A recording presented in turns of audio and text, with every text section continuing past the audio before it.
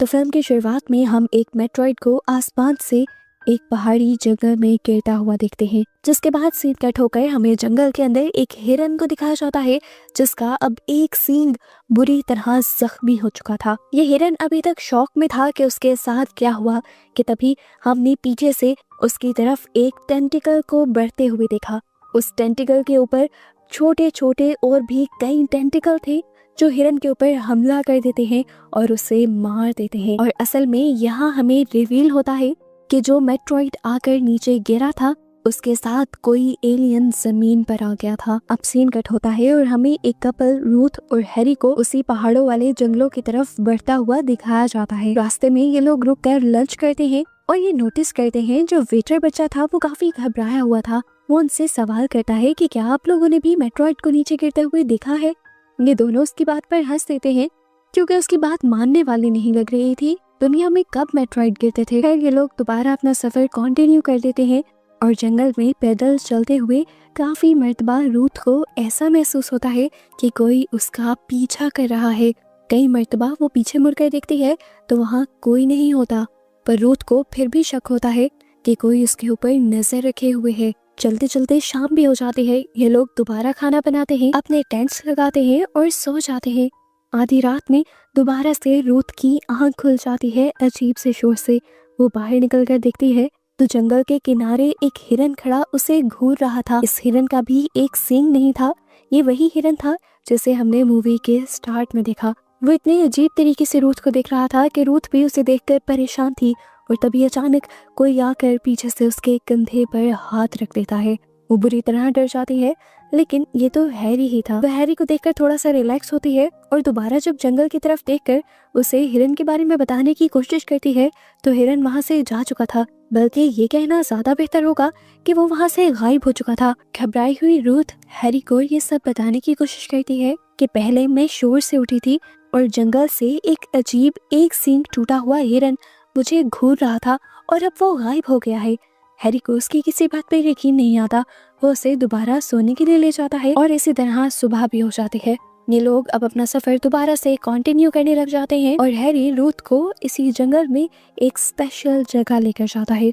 समुद्र के किनारे ये बहुत ही खूबसूरत जगह थी और यहाँ पर हैरी रूथ को प्रपोज कर देता है। रूथ को तो खुश होना चाहिए था, लेकिन यहाँ पर रूथ को पैनिक अटैक आने लग जाता है। वो अपने आप को कंट्रोल नहीं कर पाती, उसकी दुनिया घूम जाती है। हैरी ही उसे सहारा देता है और वो पिल्स खाकर अपने आप को नॉर्मल रखने की कोशिश करती है। इन दोनों के दरमियान में सिचुएशन काफी ऑकवर्ड हो जाती है और ये लोग जंगल में वापस आकर कैंप लगा लेते हैं। हैरी डिसाइड करता है कि वो अगली सुबह यहाँ से चले जाएंगे। काफी टाइम तक दोनों खामोश थे, लेकिन फिर अचानक रूथ बोली और उसने पूछा कि तुमने ऐसा क्यों किया हैरी, मुझे प्रपोज करने की क्या जरूरत थी। ये सुनकर हैरी गुस्से में आ जाता है क्योंकि वो दोनों एक साथ पिछले 8 साल से थे। रूथ को तो खुश होना चाहिए था, लेकिन वो उल्टा उस पर गुस्सा हो रही थी। यहाँ पर सब कुछ इतना ज्यादा बिगड़ जाता है कि हैरी इस लड़ाई को खत्म करने के लिए अपने टेंट के अंदर चला जाता है और रूथ वहीं बैठी रह जाती है और दोबारा उसे ऐसा ही महसूस होता है कि कोई उस पर नजर रखे हुए है। खैर रूथ भी इन सारी चीजों को इग्नोर करते हुए सो जाती है और सुबह जब उसकी आंख खुलती है तो वो दिखती है कि हैरी यहाँ पर नहीं था। वो एक नोट छोड़कर गया था कि मैं वॉक पर जा रहा हूँ और जल्दी वापस आ जाऊंगा। हैरी से दूर होते ही रूथ को मौका मिल जाता है। वो अपने डॉक्टर को कॉल करने की कोशिश करती है, पर सिग्नल ना होने की वजह से कॉल मिलती ही नहीं। सिग्नल ढूंढते हुए वो एक ऐसी जगह पर पहुंच गई थी जहाँ उसे वही हिरन मरा हुआ मिलता है जो मूवी में बार बार दिखाई दिया है। अजीब बात थी, मरने के बाद ये हिरन पूरी तरह किसी ब्लैक कलर के लिक्विड से ढका हुआ था और उसका मुंह ऐसे फटा हुआ था कि जैसे छुरी से किसी ने उसके मुंह के 2 टुकड़े किए हों। इसे देखकर रूथ बहुत ज्यादा घबरा जाती है। उसे दोबारा पैनिक अटैक आने लग जाता है और यहाँ हैरी आकर उसे संभालता है। रूथ बताती है ये वही हिरन है जो मुझे घूर रहा था। हैरी उसे संभालता है और कहता है रूथ ऐसा नहीं है, इस जंगल में बहुत सारे हिरन हैं और इसकी लाश को देखकर ऐसा लग रहा है कि इसे मरे हुए काफी महीने हो गए हैं। जरूर ये किसी बीमारी की वजह से मरा होगा, इस वजह से इसके ऊपर ये ब्लैक लिक्विड है। ये लोग अपने कैंप में आकर जंगल से रिलेटेड बुक से और भी इंफॉर्मेशन निकालने लगते हैं और हैरी इस बात को कंफर्म करता है कि जरूर वो हिरन अपनी किसी बीमारी की वजह से मरा है। हैरी उसे ये भी यकीन दिलवाता है कि यहाँ पर कोई खतरा नहीं है और वैसे भी मैं यहाँ पर तुम्हें कुछ भी होने नहीं दूंगा।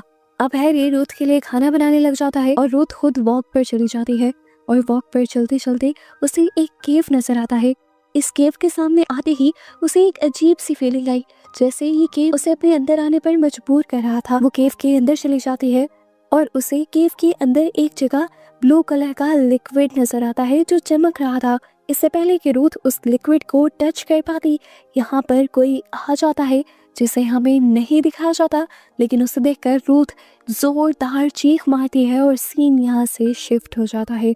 दूसरी तरफ हमें हैरी को दिखाया जाता है जो काफी देर से रूथ का इंतजार कर रहा था, लेकिन जब घंटों गुजरने पर भी रूथ वापस नहीं आती तो वो उसे ढूंढने निकल जाता है और जंगल में उसे रूथ मिल भी जाती है, लेकिन अब उसका बिहेवियर काफी ज्यादा अजीब हो चुका था। हैरी ये चीज अच्छी तरह नोटिस नहीं कर पाता और उसे अपने पीछे पीछे चलने को कहता है। रूथ उसकी बात इस तरह मानना शुरू कर देती है कि जैसे वो उसकी कोई रोबोट हो। उसके चेहरे पर इस टाइम कोई एक्सप्रेशन नहीं था। आधी रात में जब दोबारा हैरी की आंख खुलती है तो वो देखता है कि रूथ वहां पर नहीं थी। वो डर जाता है।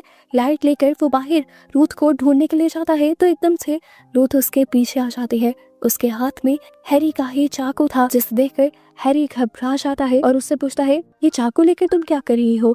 रूथ जवाब देती है कि मुझे जंगल में से जानवरों की आवाजें आ रही थी। मुझे लगा कि कोई जानवर हम पर हमला करने वाला है, इसीलिए मैं चाकू लेकर उसे मारने आई थी। हैरी इधर उधर देखता है, यहाँ कोई जानवर नहीं था, इसीलिए वो अपना चाकू लेकर रूथ को वापस अपने कैंप के अंदर ले आता है। हैरी तो सो जाता है, लेकिन कैंप के अंदर हम देखते हैं कि पूरी रात रूथ ने आंख तक नहीं झपकी थी। सुबह हो जाते हैं, हैरी दोबारा रूथ के लिए खाना बनाने लगता है और रूथ एक चेयर पर बैठ जाते हैं। हैरी काफी ज्यादा उससे बात करने की कोशिश करता है, पर रूथ बिल्कुल खामोश थी।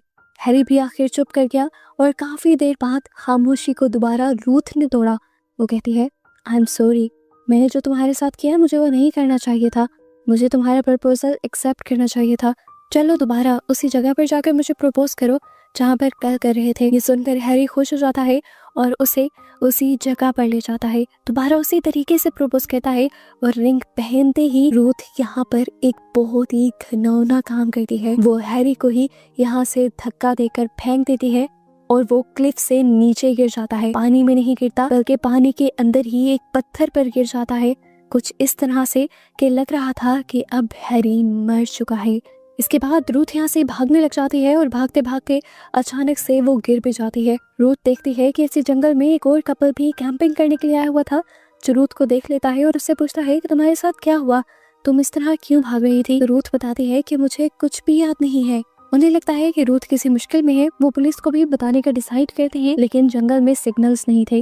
वो रूथ को अपने साथ रख लेते हैं, ये डिसाइड करते हुए कि अगली सुबह होते ही वो शहर के लिए वापस निकल जाएंगे। इन लोगों ने काफी मर्तबा रूथ से पूछने की कोशिश की कि आखिर तुम्हारे साथ क्या हुआ है, तुम चुप क्यों हो, बात क्यों नहीं कर रही, लेकिन रूथ हमेशा खामोश रही।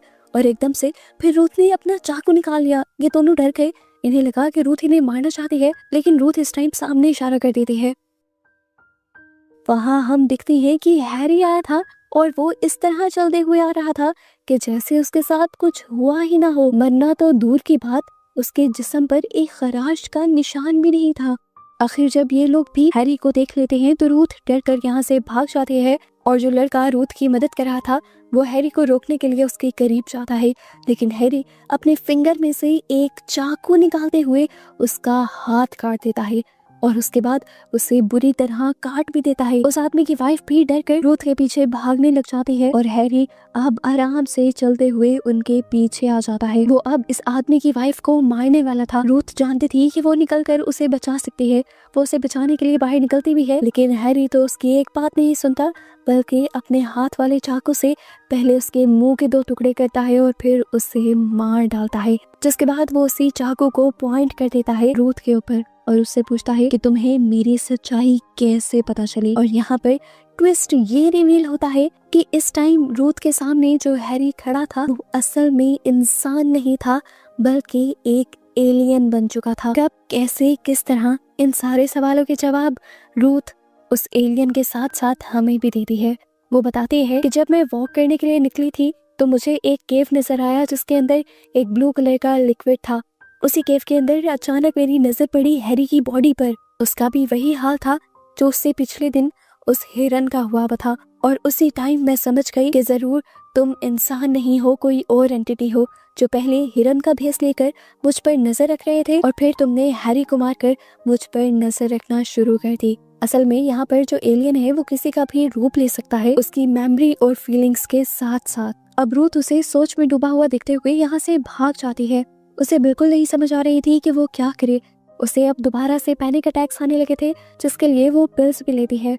यहाँ पर आकर वो दोबारा वही चीजें सोचती है जो उसने उस एलियन हैरी की सच्चाई जानने के बाद की थी। केव से आने के बाद वो इसीलिए एक्सप्रेशनलेस थी क्योंकि वो बहुत ज्यादा डर रही थी।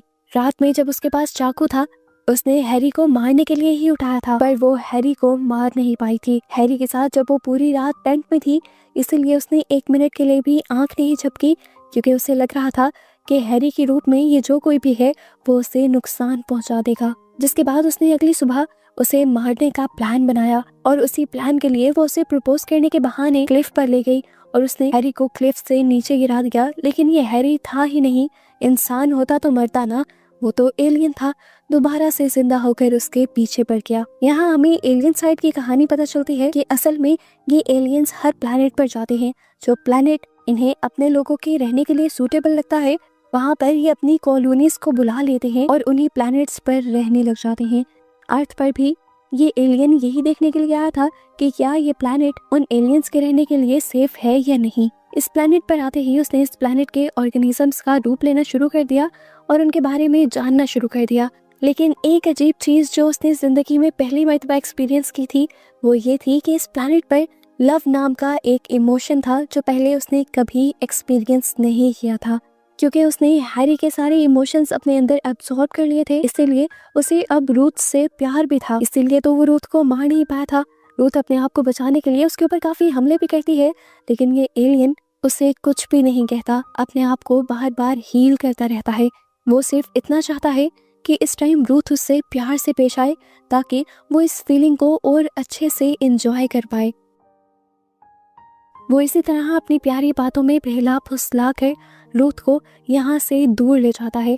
वो अपनी एलियन शिप उसे दिखाता है और कहता है, चलो तुम मेरे साथ चलो, अभी कुछ देर में मेरे जैसे और भी कई एलियंस यहाँ पर आ जाएंगे और आते ही इस दुनिया के सभी इंसानों को मार देंगे और अपना कब्जा जमा लेंगे। लेकिन मैं नहीं चाहता कि तुम मरो, इसलिए तुम मेरे साथ मेरे प्लैनेट पर चलोगी। रूथ उसकी बातों से तंग आ चुकी थी। वो उसकी बातों पर ध्यान नहीं दे रही थी। उसका सारा ध्यान इस टाइम पानी पर था जहाँ एक शार्क थी। उसके दिमाग में एक प्लान आता है, इसीलिए वो जल्दी से अपना चाकू एलियन की बॉडी में स्टैब कर कर पानी में भाग आती है। यहाँ एलियन की बॉडी से खून निकलने लगता है और खून की स्मेल सुनकर शार्क फौरन से उसे पकड़ लेती है और मौका पाते ही रूथ जंगल की तरफ भाग जाते हैं। उसे लग रहा था वो बच गई, इसीलिए जंगल में काफी दूर आकर वो अपने कैंप के पास बैठकर सांस लेने लगी। यहाँ पर उसने थोड़ा सा खाना खाया, अपने पैनिक अटैक्स को रोकने के लिए एक पिल ली, जबकि दूसरी तरफ हमें दिखाया गया कि वो एलियन अब भी नहीं मरा था। उस एलियन ने तो उल्टा उस शार्क को ही मार दिया था और उसके बाद वो अपनी कटी फटी बॉडी को दोबारा से हील करते हुए या कह लें दोबारा से जोड़ते हुए रूथ की तरफ बढ़ जाता है। वो हर हाल में रूथ को पाना चाहता था, लेकिन उसे ये नहीं पता था कि किसी इंसान को मारकर उसे पाया नहीं जा सकता। वो सोचता है कि क्यों ना हैरी की बॉडी से निकलकर वो रूथ की बॉडी के अंदर चला जाए, इसीलिए वो रूथ को पकड़कर एक कोकोन के अंदर बांध देता है और उसे मारने की कोशिश करता है, उसका रूप लेने की कोशिश करता है, उसकी इमोशंस और मेमोरी लेने की कोशिश करता है। हम देखते हैं कि रूथ भी अभी तक पूरी तरह मरी नहीं थी और वो एलियन भी बिल्कुल रूथ बन गया था। इस टाइम रूथ को पैनिक अटैक्स आ रहे थे और एलियन भी इन पैनिक अटैक्स वाली फीलिंग को फील करता है और बहुत ज़्यादा घबरा जाता है। लेकिन इस टाइम रूथ के पास सारी पिल्स भी ख़त्म हो चुकी थी और एलियन पिल नहीं ले पाता और एंजाइटी वाली फीलिंग से पागल होने लगता है। ये देखते हुए रूथ हंसने लग जाती है और कहती है, लो अब मजा। उसको कमजोर पड़ा देखकर रूथ यहाँ पर एक पत्थर उठाती है और मार मार कर उसके सर पर उसका बुरी तरह सर और मुंह क्रश कर देती है और फौरन इस जंगल से भाग जाती है। अपनी गाड़ी को लेते हुए वो इस जंगल से निकल चुकी थी, लेकिन पीछे से दिखाया गया कि एलियन ने दोबारा अपने आप को हील कर लिया था, वो भी रूथ की शक्ल में। और अब वो गाड़ी के रेडियो के जरिए दोबारा रूथ से बातें करने लगा था और रूथ पहले से भी ज्यादा डर गई थी। वो समझ गई थी कि ये एलियंस उसका पीछा नहीं छोड़ने वाले। मूवी के पोस्ट क्रेडिट सीन में हमें दिखाया जाता है कि बहुत सारी एलियन शिप्स उसी पहाड़ वाले जंगल के अंदर क्रैश कर रही हैं। यानी जिस तरह उस एलियन ने कहा था, अब उसकी पूरी कॉलोनी यहाँ पर आ चुकी थी और वो जल्द ही इंसानों को मारकर इस अर्थ पर अपना कब्जा बना लेते। और इसी तरह इस भयानक सी एंडिंग के साथ ये मूवी यहाँ खत्म हो जाती है।